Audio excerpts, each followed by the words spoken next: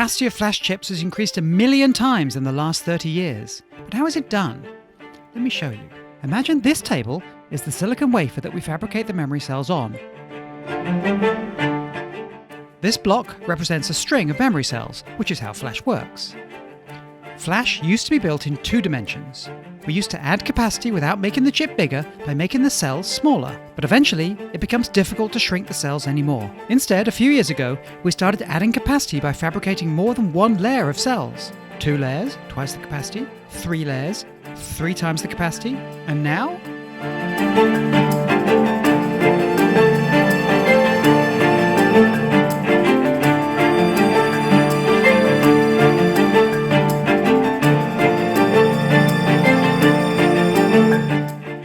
$176 layers. This is literally a towering human achievement.